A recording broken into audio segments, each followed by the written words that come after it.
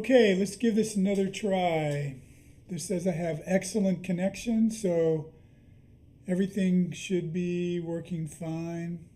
Okay, so again, I'm Mike Caton from Ace Method Coaching, and if this is the first time that you're seeing this, here's what's happening. I have a business called Ace Method Coaching. You can check it out at acemethodcoaching.com, and I coach hurdlers and runners. I offer multiple services, but one of the things that I do is I offer the chance to get a free hurdle video review. I could do running as well, but I get a lot of requests. I do provide as a service, a paid service, a thing called a virtual coaching session, and that's where it could either be done live via Zoom or when a person just emails in their questions and videos. But either way, I look at your videos, I answer your questions, give you all my focused attention, and whatever you need, setting up a plan, some drills to improve, whatever. And sometimes that leads into more regular coaching, or sometimes it's just a one-off. Either way, it's up to you. But anyway, excuse me. But I get a lot of free requests, and each week of the free ones that I get, I select 5. I'm having issues again here with my streaming. Let's hope that it works. Anyway, I select 5 and I do them on this show, and that's what we're doing today. So, without further ado, let's see here. I put out a video last Sunday that's performing really well about hurdle technique lead leg. The week, about 3 weeks before, I did one about the start to the first hurdle. That's done well. And the second one, which is focusing on the lead leg, is done extremely well. I've got another couple of videos this week to Sunday. In 2 days, I've got one coming out that's going to be really interesting. That's going to be talking about the Grand Slam Track League. So you might find that interesting if you want to know what that's all about. It could potentially change the landscape of professional track, and it'll be fascinating. And then probably after that, another hurdler spotlight. A really amazing young lady who I've been working with for a while. And then probably the week after that is when I'll do my next technique series, and that's going to be covering the trail leg, doing a real deep dive into how your trail leg should be moving, okay? But anyway, today we're going to be looking at 4 hurdlers: Alexander, Daniel, joeir, Max, and Josen. Or Tosen, I'll know when I get there. But anyway, let me jump into that. Let me change my screen to here, to here. It's tosen, by the way. But anyway, first one we're looking at is Alexander. Alexander is my oldest hurdler of the ones I'm looking at today. He's 22 years old. He's been hurdling for 4 years. He has amazing video quality. It took forever to upload it. But anyway, Alexander is telling me that he is jumping over the hurdles and losing speed and wanting to know why. I'm not sure where this is. It's not US. I can always tell.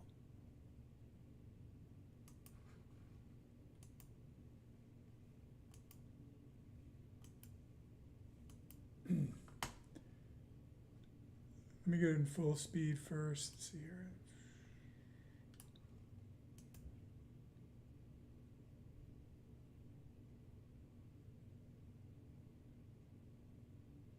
Okay, you don't appear to be jumping over the hurdles. I do notice you're only taking 7 steps to the first hurdle, which sometimes is good, sometimes it's not good.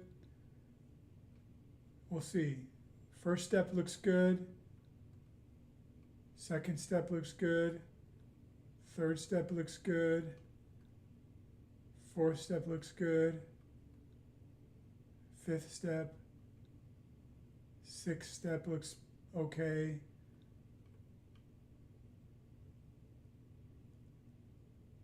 It seems, I think this is probably okay. There's a lot that I'm looking at. Well, let's before I get into this, we need to talk about some things. First off is you don't look very tall to me. I'm not saying you look short, but these are 42-inch hurdles, and you don't look to be over 6 foot tall. So there is going to be some amount of having to jump to get over the hurdle, okay? So keep that in mind. But I'm looking at your steps to the first hurdle. You didn't ask me about that. I'm just, because I know when I look at you, I look at your speed going into the first hurdle. It looks pretty good. And again, you don't look high over the hurdle. So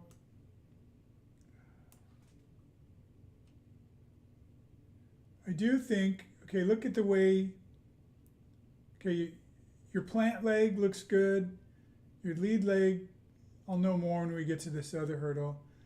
But it does seem like you're leaning over to the right, I think, and throwing your left arm across your face. So that is setting you up to be a little bit off balance. Your trail arm is doing something funny.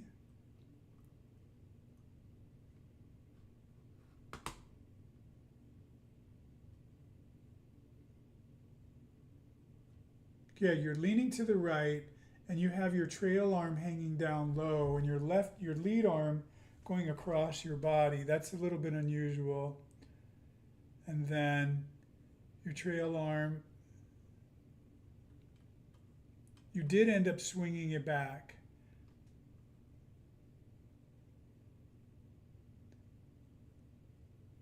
This is actually a good touchdown. I'm going to see when we get to the other hurdle. Okay, so here's what I'm looking at. I'm looking at the trail leg coming down, and it came down very nicely. Here's what I'm looking at, and I'm talking to you as an elite hurdler. So it's coming down, coming down, coming down, and it's coming down underneath you, and it's moving backwards into the track. So from here to here to here, which is great, and pretty close with your opposite leg getting there. Here we go into the second step. Also, your foot is still up in the air.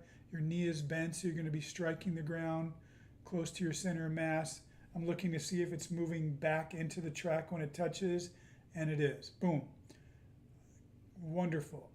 And when it does touch down, okay, so I am seeing, again, I'm not directly from the side, but this is actually pretty good. It might be that no, it actually looks pretty good. Let's go into this all-important last step. Okay, I can see that your foot is going to start moving back into the track a little bit. Okay, I spoke too soon. Your angle is back a little bit more than I'd like to see for a cut step, because you are touching at this point. So I'd like to see your shin be straight up and down. And then here you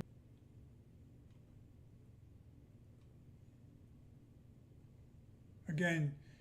So what's happening is you're holding your right arm kind of forward to the side, and it should be just swinging back. Your trail arm is just like you're sprinting. It should go back at this point, and then as you descend the hurdle, it should come forward. You would never sprint holding your arm to the side that way, and then see how you're leaning into it. That needs to change. Swing that trail arm back naturally. You need to keep it very bent, but swing it back. And then don't lean across and let your lead arm cross the midline of your body. Okay, we do have an issue. Here's what I'm noticing. Right here is the point where your heel is straight up from the hurdle. As soon as I click forward with my mouse, I should see your foot start to drop down as you descend on the hurdle, meaning you want to reach the peak of your jump at about here and then start to descend. So I should see your heel going down, but I'm not going to. Watch this. It went up and it went up, forward. It hasn't even started dropping yet. And you're over the hurdle. It's just now starting to drop from here to here. That dropping action should have happened from here to here, from here, again, here to here. So this tells me that you are probably too close to the hurdle and you're reaching the peak of your jump right here. And it should have been back here. Okay? This is going to force you, being too close is forcing you to come up on the hurdle, which means that you spend too much time in the air and then you end up over here. Now, but here's where I have to get very technical, because if I'm right and you are under 6 foot tall, it might be that this is just sort of an adaptation that you got to do because you're not like over 6'2". Now, I could be wrong. Maybe you are taller. But because when you don't have a lot of height, because you're not short, but you know what I mean. When you don't have a lot of height compared to the 42-inch hurdle, sometimes people will take off farther away from the hurdle. Sometimes they'll land farther on the other side of the hurdle. I prefer the taking off farther to have less floating over the hurdle here. So I would work on that, because I think you're doing great considering what I think you're too close to the hurdle. Okay, here's your touchdown right here. This is actually a good look. Okay, your hips are straight up on top of your heels, your knees in a good spot. You start driving it, driving it, driving it. This is a very powerful pose right here. And foot coming back into the track. Ideally, I would have seen your opposite, your right knee, to be farther forward at this point. So a little less backside heel recovery. But that's it, okay? That's what I would work on. I would experiment with pulling yourself a little bit back on the track. See how that goes. Let me know. Okay, moving on to Daniel. Daniel is an 8th grader from the UK, having a hard time maintaining speed over the hurdle.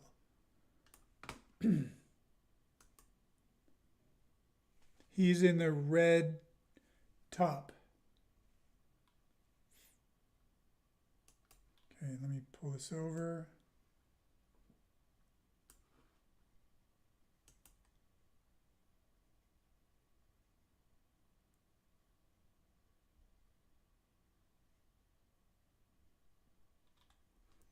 Okay.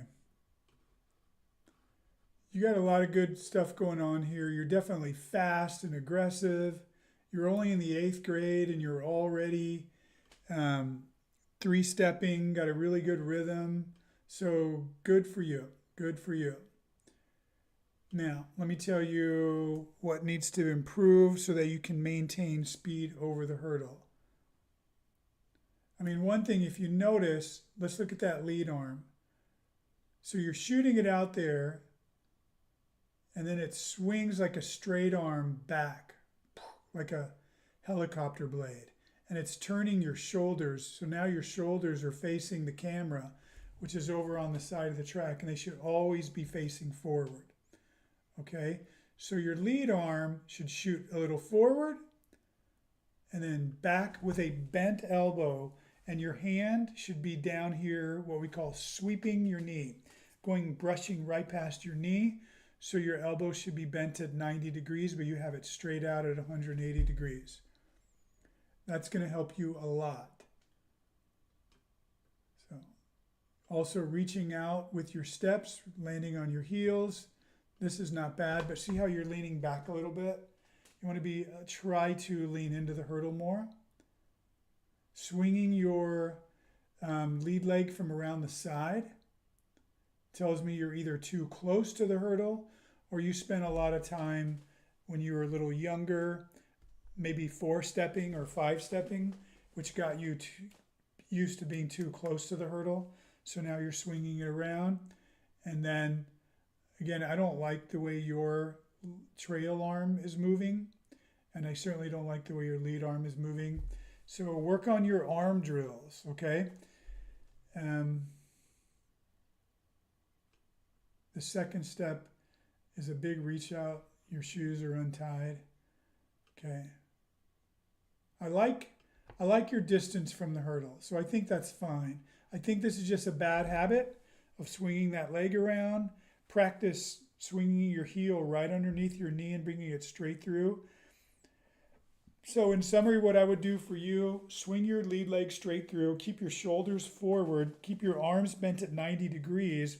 Don't let them twist like that, okay? And let your arms move more natural.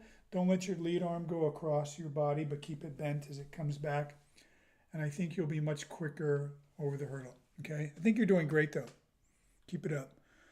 Okay, joeir.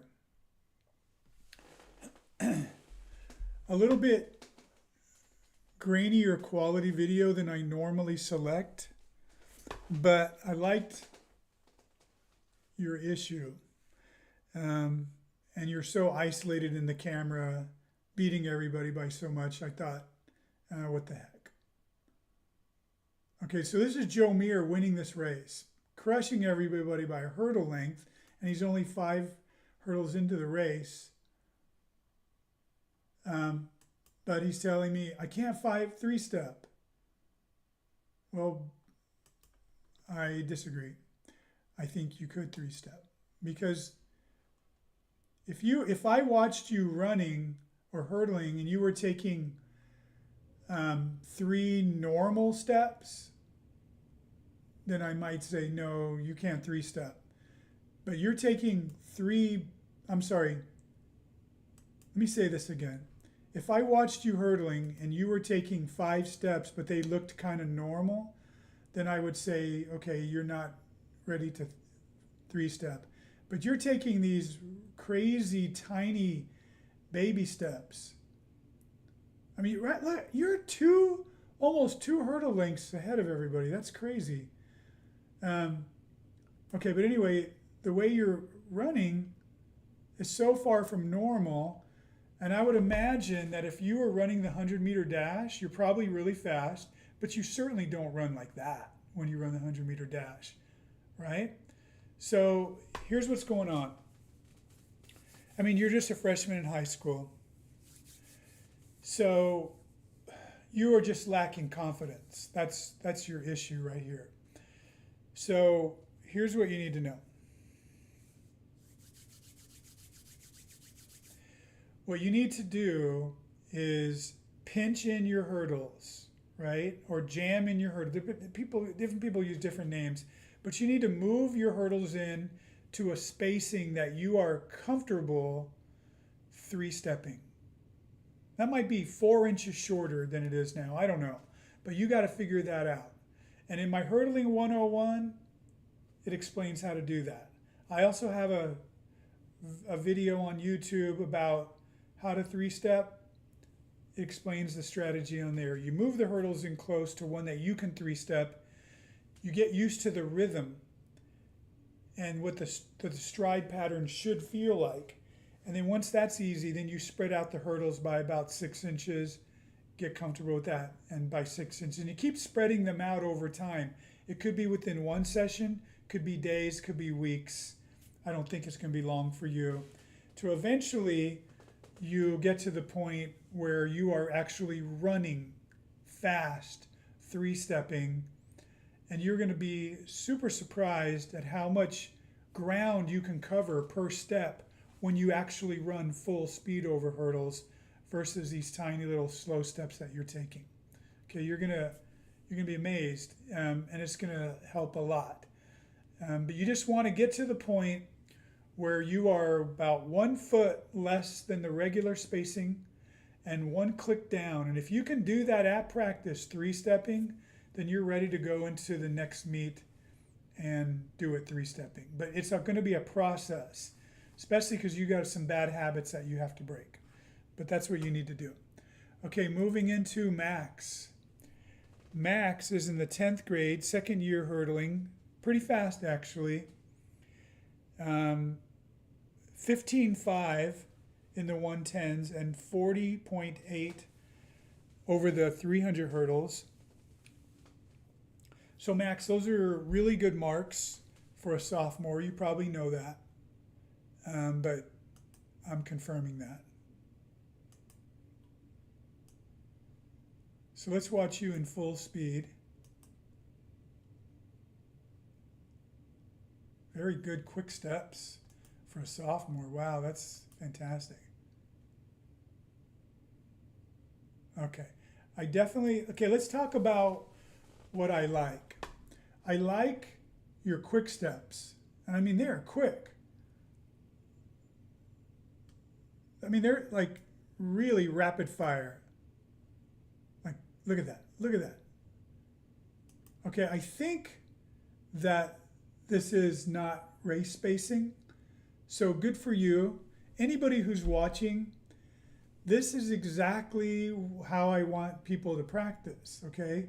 If you could practice like this where you're still going really fast, but you're able to really work on your three-step rhythm, it's going to help you be a fast hurdler. Watch how good his steps are, but notice, I'm going to slow it down. Notice that he has the low backside heel recovery. Let me show you that first.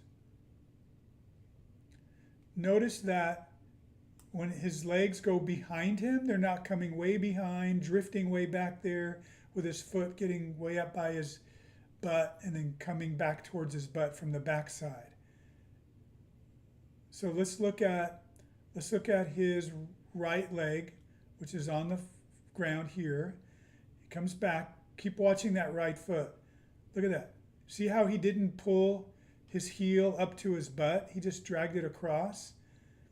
And then now his right foot doesn't come high off the ground. He just drags it across. That's the goal that you want when you're hurdling, because in hurdle race, everybody takes the same amount of steps. So it's whoever can take those steps the fastest is going to win the race. And it's never fastest to do a big, long running stride. It's always fastest to take quick steps. And this is how you do it, exactly like this. So good job, Max. I'm really, oh, by the way, before I move on, people who are watching, now, the reason why I want you to practice like this is so you can learn how to do this, and you'll be shocked in a meet how it starts to work in a meet because you've practiced it. You don't spend all of your time practicing with full length and getting used to these really slow, big strides. Because then you'll have a hard time ever learning what Max is doing, right? So trust me on this. I mean, Max is only sophomore running 15.5. It's pretty good. He's going to be great. Okay, so Max, I'm definitely going to use this video to show the steps between the hurdles, but I don't like everything. Let me go into what I think needs to make you better. It is your arms. It's both the lead arm and the trail arm. The lead arm, I don't like the sticking it over the top like this. It is not natural. It's not natural sprinting movement, and it's going to mess up your balance. It definitely is. See how you're having to lean over to the left You can see it right here. You got a curve of your body like that. That's because of your lead arm. You're swinging it over the top. What you need to do is you run up to the hurdle, and then you just stick that arm straight out and then pull it back. Don't let it cross the midline and don't let it go over. So it's just like you're running out, back, right? And then when you pull it back, you're pulling a straight arm back. You want to pull a bent arm back. Think about pulling the elbow back. It should be bent at about 90 degrees, and your hand should be right by your knee. We call it sweeping the knee or cutting the knee, but yours is out here, almost a straight passive arm. So that's not ideal. And then your trail arm, instead of just letting it swing back normally, you're pulling it out to the side. You're like the second person today that's doing that strange thing. And it just doesn't pull normally through. Okay, so try to keep your shoulders facing forward all the time. Practice keeping your arms bent like 90 degrees all the time, and you're going to be shocked at how much quicker it's going to make you when you stop shooting your lead arm and moving your trail arm like that. Okay, good job though. You are on the way. Okay. All right, tosen. Tosen is probably going to feel like, well, thanks, coach, but I needed this 2 weeks ago. Okay. He sent this video to me a few weeks ago saying he had state coming up and he wanted some advice on his 7 steps. But as I said a few weeks ago, I'm moving. I'm going to miss a week. I ended up missing 2 weeks, but I'm back. So hopefully you meant summer state track, and maybe it happens this weekend. So hopefully I'm not too late for you. But if I am, then it's probably too late because you're telling me you were a senior in high school already. So I kept the video in there because it's a great quality video. So, okay. Let's look at your 7 steps. 1, 2, 3, 4, 5, 6, 7. Okay. So I think that they're okay. I don't think it's great, but I don't think it's bad. I'm always looking at the way your foot strikes the ground. Is it hitting the ground moving back? Is it going straight, or is it jabbing into the ground? If it's jabbing into the ground, you're definitely reaching out and you should not be taking 7 steps. You should be taking 8. If it's hitting the ground straight up and down, it's okay, but ideally it's back. So first step is really good. Second step, good. Third step, good. Fourth step, good. Fifth step, looks like you're reaching out, but the foot is still traveling back as it hits the ground, good. 7th step, this is quite a reach. And definitely it's moving back into the track, so good. And all right. So again, it's pretty good. I'm going to upgrade it from okay to pretty good. I don't love the last step. This is a bit farther leaning back than I would prefer to see, and your foot is definitely well in front of your center of mass.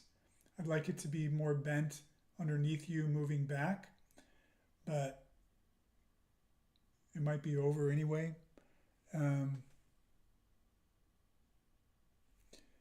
don't like your arms though.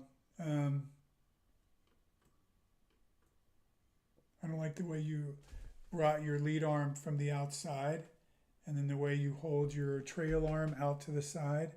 And you're also kind of like squatting down into the hurdle versus going tall into the hurdle, which is what you want. So you can have better chance of coming down on the hurdle because you're climbing up on the hurdle and you're not reaching your peak until right here, which is about 1.5 feet farther forward than I'd like it to be, because your heel should be lower and it should start descending right now, but yours goes up. still goes up and forward when it should have just from here gone down, down, down because you're too close to the hurdle. You didn't ask about that, but that's what I'm telling you. I bet you were good though. Sorry if I got you too late. I just didn't want to waste this video. It might be handy for something. Okay, that's it. I need to say something. I still have a bunch of videos. In fact, if you look at this list right here from here to here is what I was selecting from my videos today, and I chose these and didn't choose these, but these are still waiting for me to look at, and I haven't even gotten to them because I've been delayed for a while. So if I have time this weekend, I'm going to do a second live stream to try to get more caught up on these videos. But if life gets in the way and I don't have time, I'm not going to do them, and I'll just save them for next week to choose from there. Okay? So unfortunately, that's the way it goes. I do what I can. Let me see if I have anybody asking questions. No questions here on YouTube. Let me bounce out real quick and say, I was going to say something now. I can't remember what it is. I guess it wasn't that important. I think I already might have said it. That I might try to do one tomorrow or Sunday, but I might not.